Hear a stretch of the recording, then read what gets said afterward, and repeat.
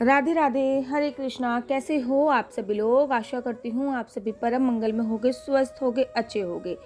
सभी को रमा एकादशी की अनंत शुभकामनाएं। इसको रमा एकादशी, रंभा एकादशी भी बोली जाती है और कहते हैं कि रंभा माता लक्ष्मी का ही एक स्वरूप है और इस एकादशी में भगवान विष्णु के साथ माता लक्ष्मी की भी पूजा अर्चना वंदना की जाती है।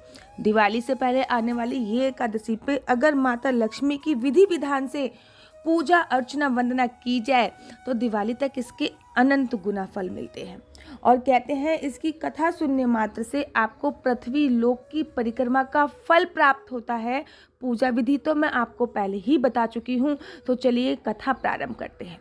देखिए, किसी भी कथा को बोलने से पहले उसका मंगलाचरण करते हैं, तो चलिए मंगलाचरण प्रारंभ करते हैं। सच्चिदानंद रूपाय विश्वोत्पत्त्यादि हेतवे तापत्रय विनाशाय श्री कृष्णाय वयम नमः। तू राधा मेरी स्वामिनी, मैं राधे जी को दास, जन्म जन्म मोह दीजियो श्री वृंदावन को वास।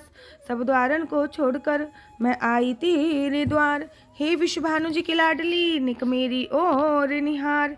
जय जय श्री राधा रमण, जय जय नवल किशोर, जय गोपी चित चोर प्रभु, जय जय माखन चोर। बोलिए बाके बिहारी लाल की जय, बोलिए राधा रानी सरकार की जय।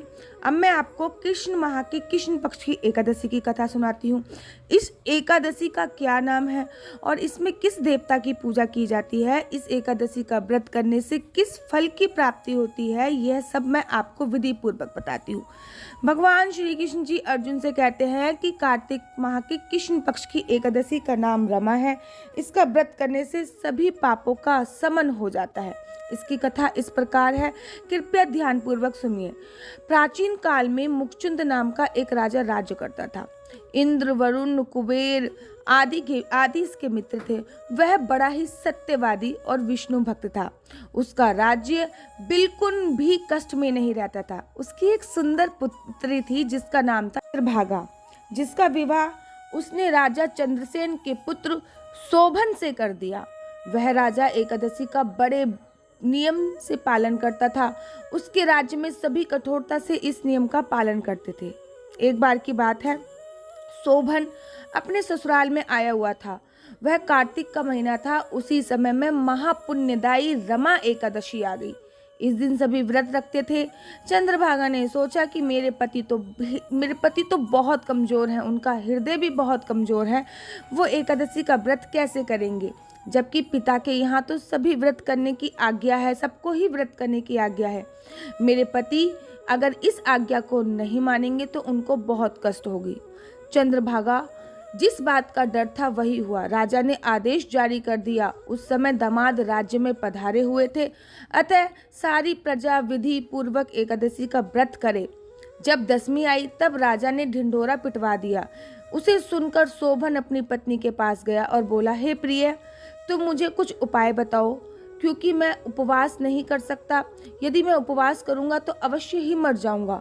पत्नी की यह बात सुनकर चंद्रभागा ने कहा, हे स्वामिनी, मेरे पिता के राज्य में एकादशी के दिन कोई भी भोजन नहीं करता है। यहाँ तक कि हाथी, घोड़ा, ऊंट, पशु आदि भी अन्य जल आदि ग्रहण नहीं करते हैं। फिर मनुष्य कैसे भोजन ग्रहण कर सकता है? पत्नी की ये बात सुनकर शोभन ने कहा, हे प्रिय, तुम्हारी राय उचित है, परंतु मैं व्रत करने के डर से किसी दूसरे स्थान पर नहीं जाऊंगा। अब मैं व्रत अवश्य करूंगा, परिणाम चाहे जो भी हो। भाग्य में जो लिखा होता है उसको कौन टाल सकता है। सभी के साथ शोभन ने भी एकादशी का व्रत किया और भूख और प्यास से अत्यंत व्याकुल होने लगा। सूर्य नारायण भी अस्त हो गए। जागरण के लिए रात्रि भी आ गई और वह रात शोभन को असहनीय दुख सहना पड़ा। दूसरे दिन सूर्य उदय होने के साथ ही भूख प्यास के कारण शोभन के प्राण पखेरु उड़ गए। राजा ने शोभन के मृत शरीर को जल प्रवाह कर दिया और अपनी पुत्री को आज्ञा दी कि वह सती ना हो। भगवान विष्णु की कृपा उस पर बनी रहे। चंद्रभागा अपने पिता की अनुसार सती नहीं हुई। वह अपने पिता के घर पर रहकर एकादशी का व्रत करने लगी। उधर रमा एकादशी के प्रभाव से शोभन को जल से निकाल लिया गया और भगवान विष्णु की कृपा से उसे मंदराचल पर्वत पर धन्य धान से परिपूर्ण शत्रु रहित देवपुर नाम का एक उचित नगर प्राप्त हुआ। उसे वहां का राजा बना दिया गया। उसके महल में रत्न और स्वर्ण के खंभे लगे हुए थे। राजा शोभन स्वर्ण तथा मणियों के सिंहासन पे सुंदर वस्त्र और आभूषण धारण किए बैठा था। गंधर्व तथा अप्सराएं नृत्य कर उसकी प्रस्तुति कर रहे थे। उस समय राजा शोभन मानो दूसरा इंद्र प्रतीत हो रहा था।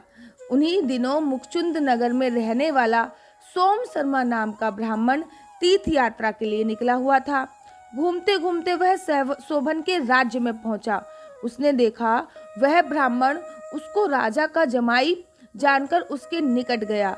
राजा शोभन ब्राह्मण को देखकर आसन से उठ गया। उसने राजा के बारे में तथा स्त्री चंद्रभागा की कुशल क्षेम पूछी।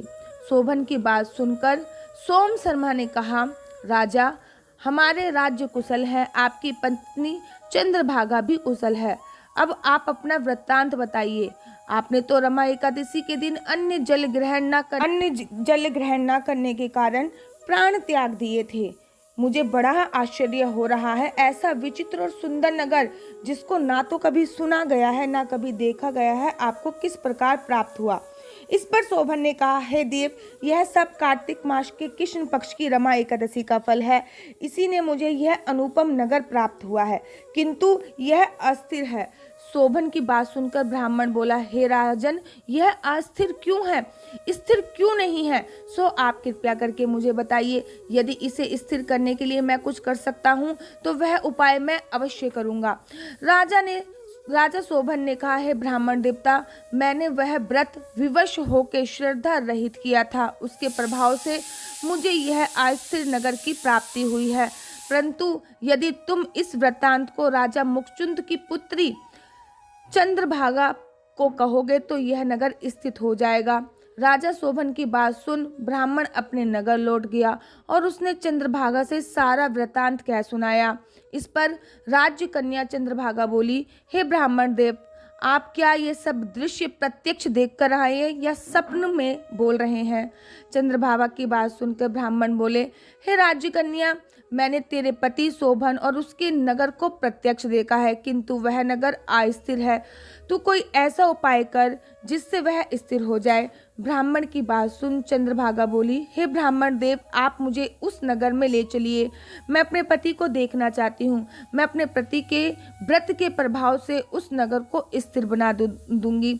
चंद्रभागा के वचनों को सुनकर वह ब्राह्मण उसे मंदराचल पर्वत के पास वामदेव के आश्रम ले गया। वामदेव ने उसकी कथा को सुनकर चंद्रभागा का मंत्रों से अभिषेक किया। चंद्रभागा मंत्रों तथा व्रत के प्रभाव से देह सहित अपने पति के पास चली गई। शोभन ने अपनी पत्नी चंद्रभागा को देखकर उसे प्रसन्नता पूर्वक आसन पर बैठा लिया।